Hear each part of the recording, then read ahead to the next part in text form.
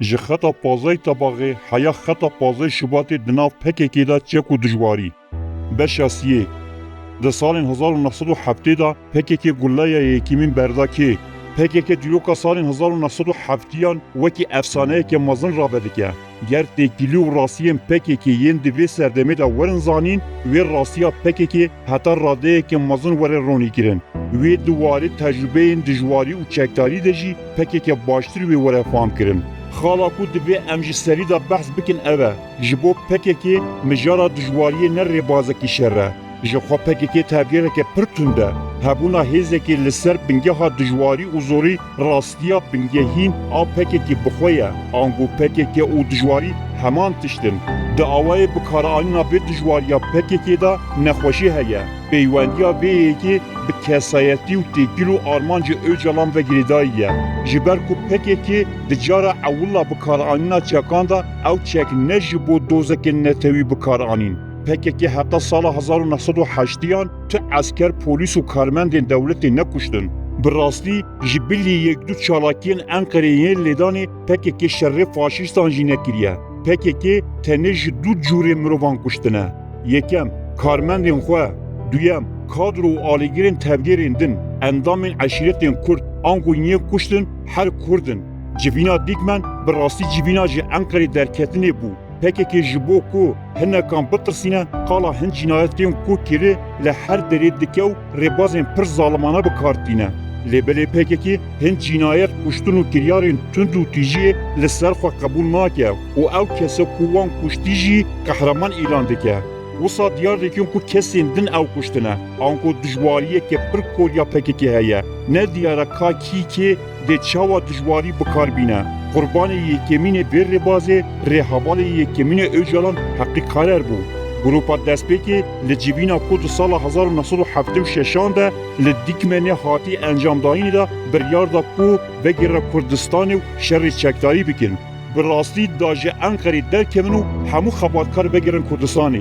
Ji xwe di 1975 da çend kom vegiriya bûn Kurdistanê. Ji xwe li Kurdistanê partî û tevgerên Kurd ji beriya hingê jî hebûn û rêxistinkerî bûn.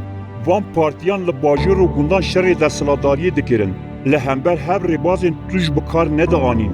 Tujbûn tenê di xebatên îdeolojîk da bû. Ji ber ku diha zanîn ku gel û kadroyên herêmî ne dixwast çeka li hemberî hev bişixulînin. Lê dewlet bi biryar bû ku Kurdan bi destê Kurdan bide kuştin. PKK jî hemû partiyan lawastir bû xwediyê bingeha girseyî ya herî kêm bû. Vê demê PKK bi berdewamî axaftinek belav dikir û digot kuk li Amedê civînek li dijî me pêk aniye. Ew nahêle em bikevin Kurdistanê, ew ê êrişî me bike. Bi vî rengî PKK bingehê pevçûnê navxweyî amade dikirin. Cara ewilî li Bakurê Kurdistanê PKK kuştina Kurdan û şerê navxweyî di nav Kurdan da meşrû kir. Öcalan û hevalên wî yên ji mîtê derketin sefera Kurdistanê, hemû kadroyên PKK di sala 1976 da hatin Kurdistanê.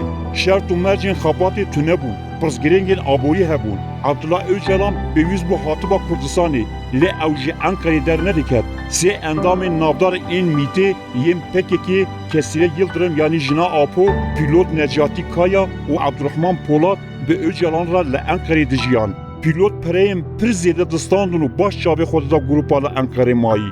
Nîqaşa ku pîlot sîxwe re bi zelalî de hat kirin. Wekî din têkiliya Kesîrê ya bi Abdullah Öcalan re jî bibû mijara nîqaşê. Êdî herkes we difikire ku divê Öcalan were Kurdistanê. Lê Apo dixwest mayîna xwe li Enqerê dirêj bike. Pişra Öcalan bi navê gera Kurdistanê ji agiriyê dest pê dike û li her derê digere. Bêguman pîlot jî bi wî ra ye. Öcalan li dîlokê ye. Lê heqî qarar aciz e. Rawizgeha dawiyê ya gera Apo dîlok e. Dem hefteya yekema Gulanê ye. Yani hefteya beriya ku heqî qarar bê kuştin. Li dîlokê heqî qarar û komek hevalên wî hene. Heqî qarar Bozan Aslan, Mehmet Uzun, Ali Yayacık, Ahmet Ballı, ev grupa heqî qarar bi hemalî dijiyan û hewl didan ku rêxistinê li dîlokê bi cî bikin û li dîlokê pir ciwan rêxistin kiribûn. Piraniya xebatkaran ciwanên karker bûn. Civîna rêveberiyê tê kirin. Heqî qarar û hevalên wî yên ku me li jor behs kirî, belgeyek nivîskî didin Abdullah Öcalan û têda dibêjin ku biryarek wan a hevpar heye. Di belgeyê da wiha tê gotin. Yek, دبی حوالی عبدالله دزوترین دم دا جه انقره درکبه و وره کردستانی. دو، ریویتیا با آجانه که مینا پیلوت را نای قبول کرن. دبی پیلوت زیترین دم جه پارتی وره آبیتن. سه، نای قبول کرن که فاطمه یعنی کسیره یلدرم و حوال عبدالله لانقره ده همان مالی دا بمینن. مالباتا فاطمه به میته و تیکلدارن. دبی که فاطمه میت به. وکی دن دوی نقاشین به بیر رنگیین تکیلین به فاطمه را ورن آستان کرن. جنایت یکم لهنگی یکم و ترولدان یکم. Öcalan ve note digre. Du note da ba awaki ve şart Öcalan bir rebina ji Kurdistanê û hevaltiya bi sîxuran re tawanbar dike. Heqî qarar kesekî ku di nava rêxistinê da xwe dîbandorekî mezin e. Öcalan fikara nasnameya xwe dike ku îfşa bibe.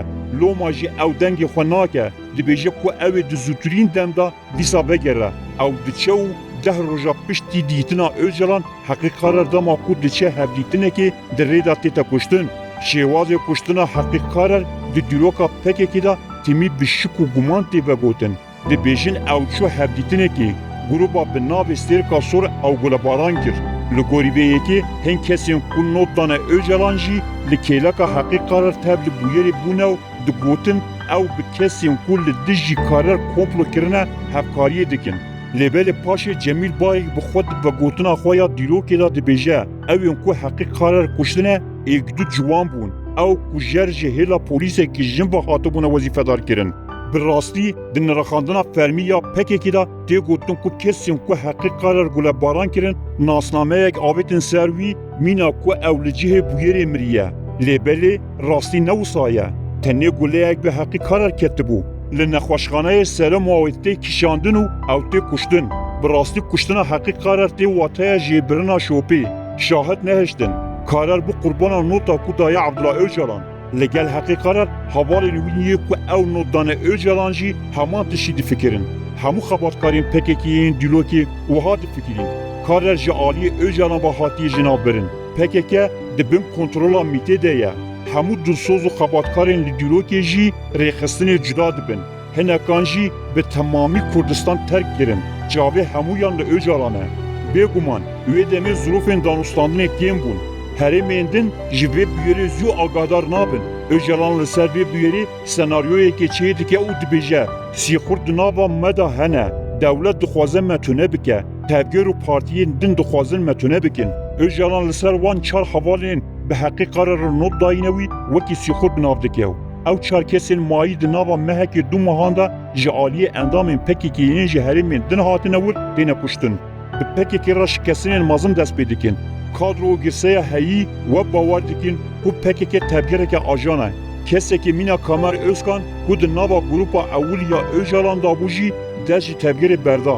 Lê apo piştî hevdeh salan ew Kamer Özkanê ku ji salên heftê û heştan ve li çiyabû li Dêrsimê sala 1993 bi doktorbaran da kuştin. Projeya dewletê ya ku Kurdan bikuje dest pê kir. Bi kurtasî PKK û Öcalan gulleya yekem berda hevalê xweyê yekem ango heqîqarer. Dûvra wî gulleyên xwe yên din berdan kesên ku dixwastin kuştina heqîqarer ronî bikin.